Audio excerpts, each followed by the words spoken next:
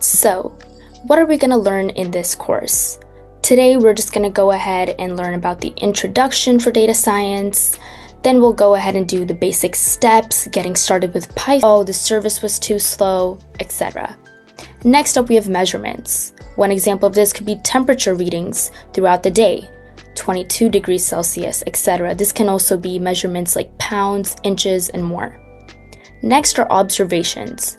These can be like records of the website clicks. Do users click product X? At what time? What did this user click instead? Etc. Next up, there are categories, like for example, survey responses like yes or no, or perhaps someone wants to choose different colors of cars, or different fruits, what's their favorite, things like that. We have an example on the side with different sports, and then numbers to show how many males, females, and total participants participate in these sports. So these can be analyzed in different ways, which of course we'll dive into more later. Now that we have a better idea of what data is, let's go into what is data science. Data science is simply the process of analyzing, visualizing, and modeling data to extract useful insights. Now, what does this mean? It means we're looking for clues, patterns, and hidden stories within the information we have. Let's break that down a bit. First of all, analyzing data. This involves looking closely at the information, using statistical techniques and programming tools to understand characteristics, identify some trends, find relationships, etc. Next up, we have visualizing data. This is more about turning those raw numbers and findings into charts, graphs, and basically visual representations so it's easier for us to communicate what we find. Next up is modeling data, which takes things a step further. You can build mathematical and computational models to understand the underlying processes within the data.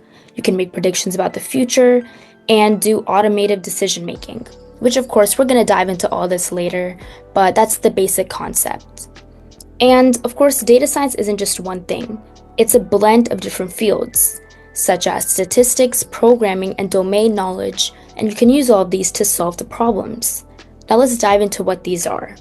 Statistics, it's obviously a math concept, and this provides the foundational principles for understanding data, testing a hypothesis, and drawing reliable conclusions.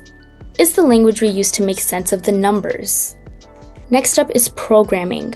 This gives us the tools to work with data efficiently. We can use many programming languages. In this course, we'll be using Python to clean, analyze, manipulate, and build models, as I mentioned earlier. It basically helps drive our analysis. Next up, we have domain knowledge. This is where understanding the specific area you're working in becomes very important. Whether it's different spaces like business, healthcare, etc., having knowledge about the subject matter helps you ask the right questions and helps you interpret the results based on what you're doing. For example, if we're learning about something in the business field that has to do with data science, we're not going to ask healthcare related questions or social media related questions. That way we know what we're working with. Now, as I mentioned these different fields, let's think about how data science is used. First of all, we have the business field. Think about companies trying to understand their customers better. Data science helps them identify customer trends, like what products are popular or what kind of marketing messages resonate with customers.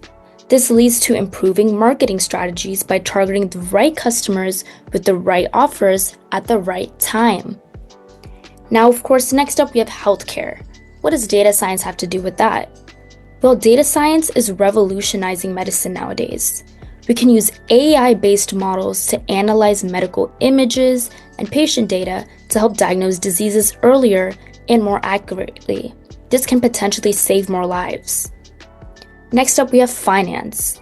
In the world of money, data science plays a very critical role in detecting fraudulent transactions by identifying unusual patterns in financial data. It also helps with managing risks by predicting market trends and assessing creditworthiness.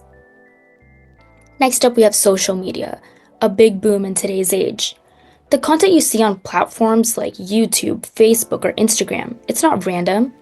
Data science is used to personalize that content and advertise based on your interests, your friends' activities, and your past interactions.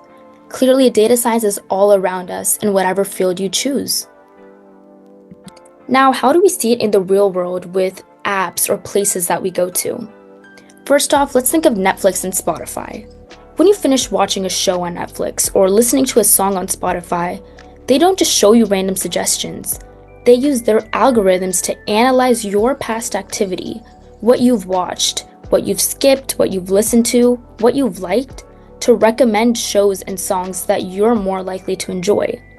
This is a core application of data science in personalization. Next up, we have Amazon and other e-commerce. Ever notice how Amazon seems to know exactly what you might want to buy next? Again, they're analyzing your shopping habits, what you viewed, and what other customers with similar interests have bought to suggest relevant products. This data-driven approach is key to their success. Again, they're personalizing it based on what their customers want. Next, we have banks. Of course, everyone's been to a bank. The security of your financial transactions relies heavily on data science. Banks and credit companies use machine learning models to analyze patterns in transactions and detect fraudulent activity. If something looks suspicious based on your usual spending habits, their systems can flag it in real time. Data science is really protecting you. And talking about that, let's move on to self-driving cars. This is a cutting-edge application of data science.